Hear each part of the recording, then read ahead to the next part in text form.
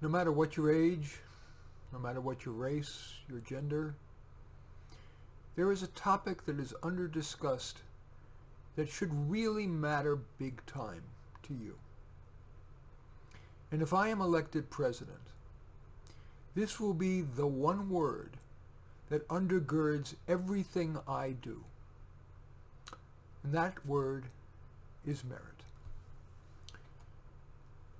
It used to be, and it probably was, the linchpin of why the United States became the most ethical and successful power in the world, was an absolute primacy of merit in every decision.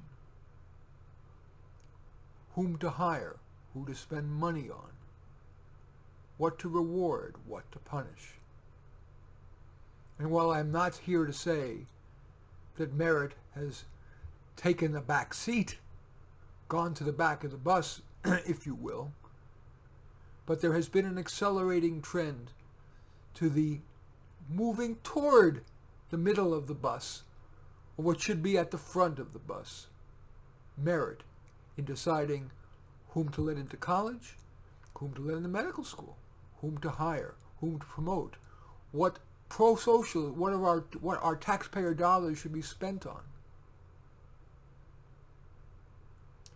And so I want to talk today about example after example, not in theory, but how, if I were president, how this belief in the primacy of merit would affect you in all the key aspects of your life. Your career, your taxes, your health, climate change, your education. And I want to come right before the end, I do want to talk a little bit about this really difficult, terrible force that is keeping the discussion of merit from being front and center. It seems almost like apple pie that it would be front and center. But the so-called social justice warriors and various trolls who under the radar are trying to squash dissent, create McCarthyism from the left, have taken a huge toll on that free marketplace of ideas that is crucial to wise decision making. Because all wisdom does not reside left of center nor right of center. So, let's start by talking about you and your career. One of the big problems we face in an economy that is ever more automated and ever more offshored is the fact that it costs so much to hire somebody legally. There are ever greater rights and benefits and security of employment.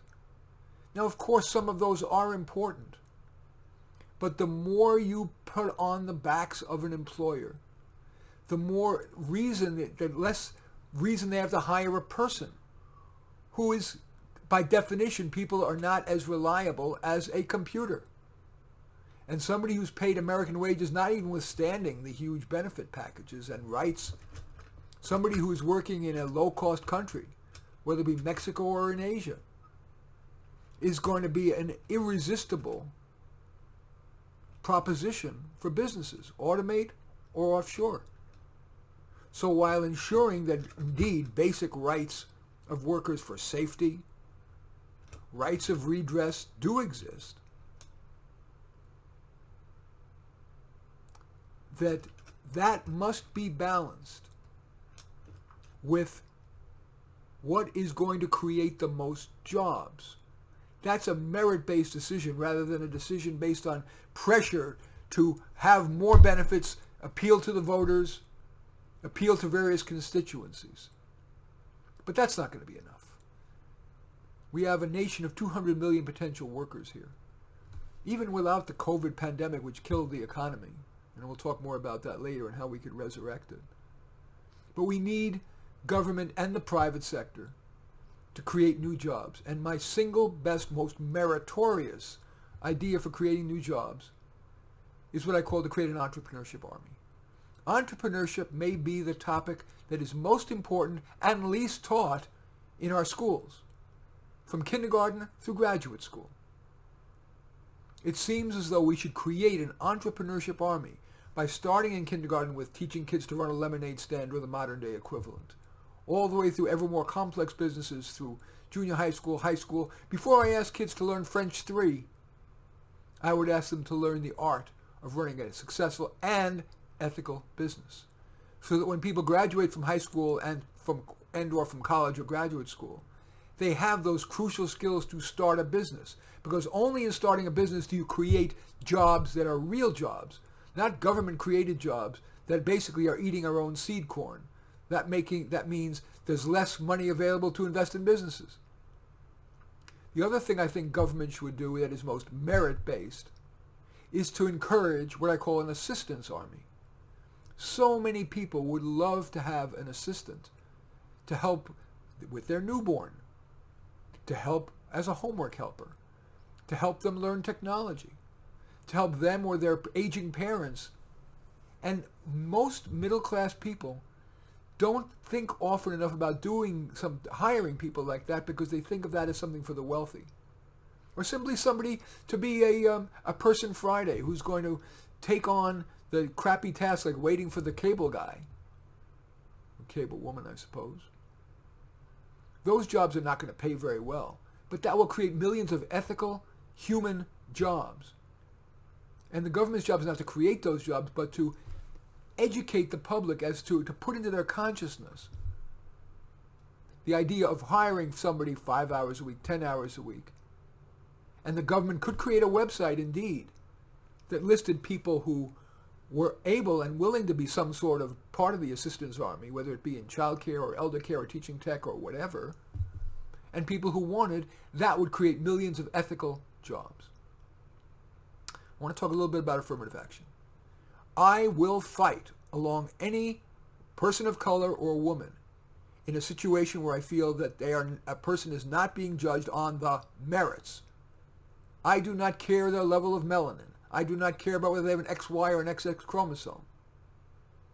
Merit should be the determining factor. Whatever benefit, however, would derive from a, quote, leveling of the playing field by giving an edge, which is more than an edge usually, to a woman or a person of color because of past injustice or lingering injustice, is more than dwarfed by the decrement, the decrease in the quality of everything we have in life, whether it be the quality of our doctors. Believe it or not, there is huge reverse discrimination in admission in medical school and even in pushing them through. And certainly in colleges. In terms of who gets to build a bridge, who's the company that they're going to hire to build a bridge, there are minority set-asides. Merit, and I do not care what your race is, should be the determinant, so that our bridges are built as well as possible at the best cost possible, so the taxpayer doesn't pay more than they need to. And leaders. Right now we have a system where leaders are selected, people who are really qualified, who are really meritorious, choose not to run because it requires a 4-year campaign of very often saying things you don't truly believe in order to get votes, pressing the flesh of fat cats and special interest organizations, from trade organizations to special interest groups for certain demographic groups. What good, really qualified, what really competent top person would really want to endure that? Political campaigns, and I would fight for this if I'm your president, should be 2 weeks long, 100% publicly funded, with a televised debate. That would encourage far more meritorious people to run. And that would occur at the local, federal, and state levels, which would thereby increase jobs for the meritorious, not the politicians who have the biggest mouths or the best mouths. And if that means that I don't get selected, so be it. Merit should trump all. Pardon the pun. So those are my thoughts about how merit can improve your career and the quality of the goods and services, everything that you receive, from the service from the quality of your smartphone to the quality of education you get or your kids get. Let's talk about education. I could probably never be elected because the things that I think would do most for children, to help our children, our future, are things that the teachers union, the National Educational Association and its local affiliates, like the California Teachers Association, would fight like hell for. They claim to care about kids first, or at least alongside teachers. But how could an organization that cares about children put aside merit every possible way they can? What field would allow tenure after 2 or 3 years, even though teaching can be a burnout profession, so 10 or 20 years later, what may have been a good teacher in year 2 is now a tired, burned out, and sometimes vindictive teacher in year 15, 20, 25, or 30. And yet the unions have managed to wrangle contracts that make it nearly impossible to fire a bad teacher. Is that really a merit-based system? Does that really serve your kids? Next, I would challenge unions to question this. Think back to courses you took. Think back to all the teachers you had, particularly what are considered crucial courses for the future, like Algebra 1. There is 40,000, I believe, total teachers of algebra. Now, because algebra is math, people who are very verbal are underrepresented among math teachers. So you've got a difficult subject like algebra taught by people who are not the most verbal. Now imagine instead of that random assortment of teachers, many okay, some terrible, a few great ones. Instead of that, imagine that every student from Maine to California, from urban Harlem to Beverly Hills, got a dream team of the world's most transformational, interesting, fascinating algebra teachers, teaching mini lectures online, using interactive video to make real a lot of these abstract concepts in algebra. Do you not think that, and then there could be a local paraprofessional on the school site to help answer questions or keep discipline or whatever? Do you not think that more learning would accrue? Would not more merit accrue than having every kid take the random assortment of teachers? And the cost would be far less, so that you, the taxpayer, wouldn't be so heavily taxed. Merit is absent, paradoxically, in much of education. When I come back, I'm going to continue my speech on what I would give if I were running for president by talking about health and what I would do to increase the amount of merit in the system for health, regarding climate change policy. And I want to talk about social justice warriors' censorship of dissent. And then I want to end with a story that has inspired me to value merit more than anything I have ever heard in my life. It's actually had more influence on me overall. Stay with me, would you?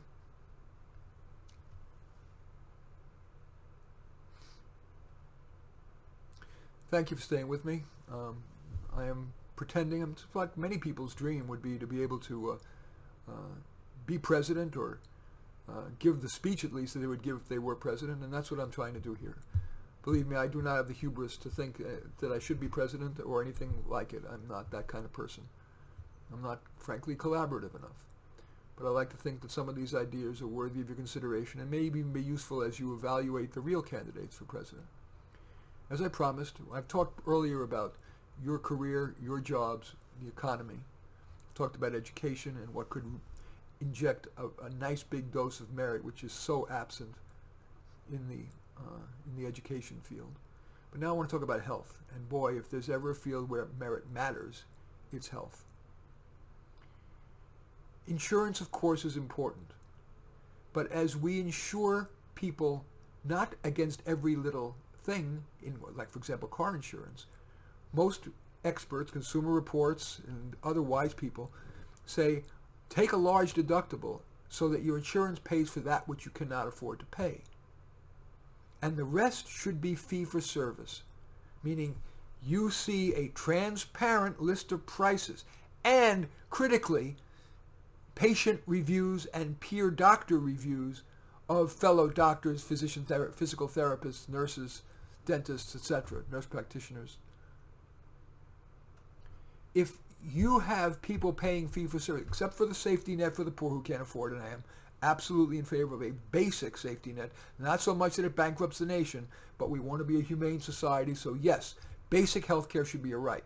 But beyond that very basic health care, that is, no choosing of doctors, seeing a physician assistant, not a physician, no experimental treatments, cost-effective, cost-benefit analysis of all treatments.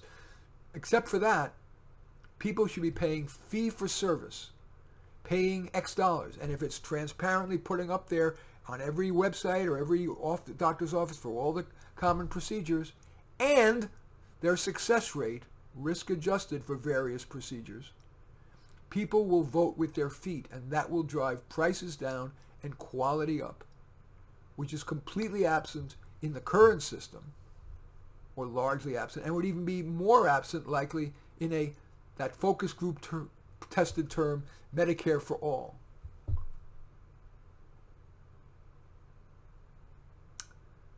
That would be what I would advocate. That's a true merit-based system, so the most meritorious doctors and physical therapists and physician assistants, etc., the ones that were really good would have a very busy practice.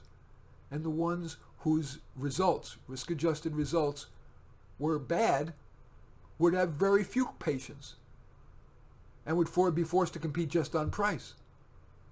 Greater good would accrue if we used more merit in our healthcare system.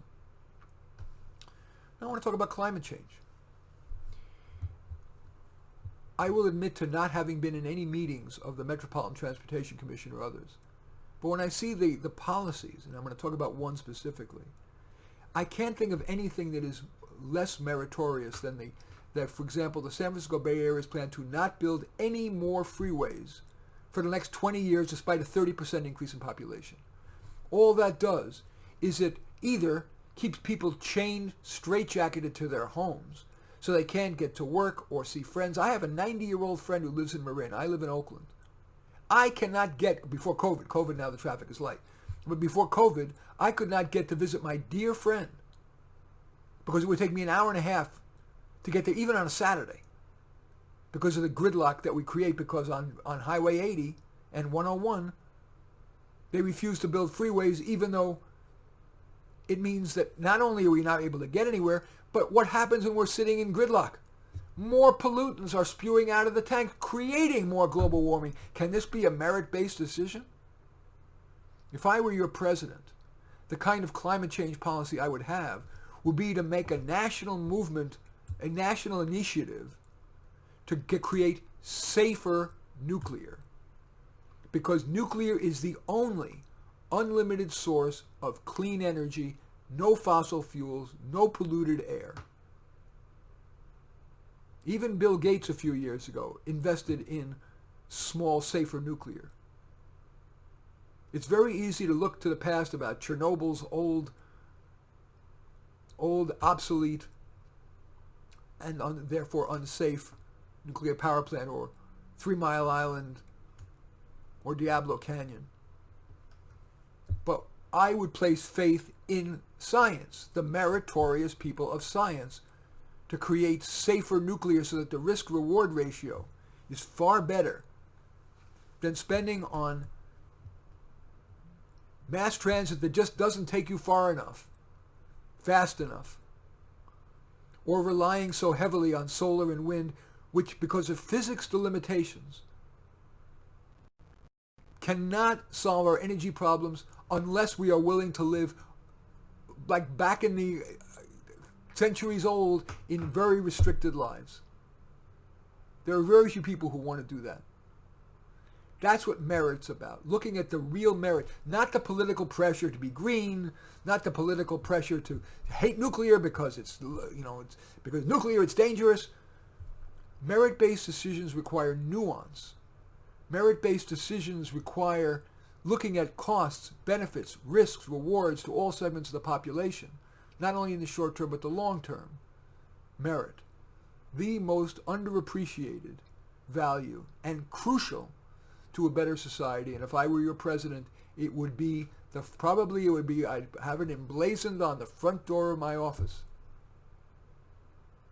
in the West Wing. Now I want to talk about the censorship and censorship of social justice warriors, what's so-called the cancel culture. I am not saying that I have all the answers, but I would assert that there are intelligent people, perhaps I'm one of them, who deserve to at least have our voices heard, maybe even amplified. But I've unfortunately been the victim of one single social justice warrior and a self-admitted troll who tries to get me censored, censured, fired, using such words as racist, sexist. And those words today are enough to pull out the censorship scythe and get you fired.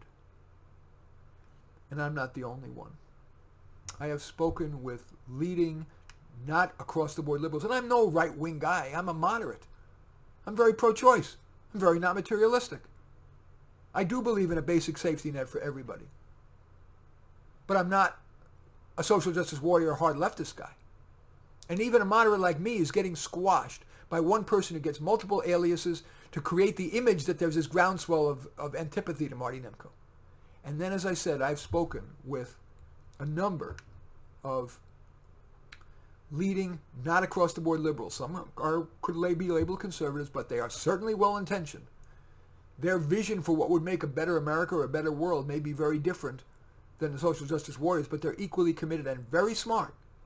And yet they've all been subject to the censorship scythe by either anonymous or named social justice warriors, or publications being afraid of being risk damaged by allowing somebody who is labeled a racist or a sexist, who's not a racist or a sexist, to continue to speak or write or appear on their TV shows.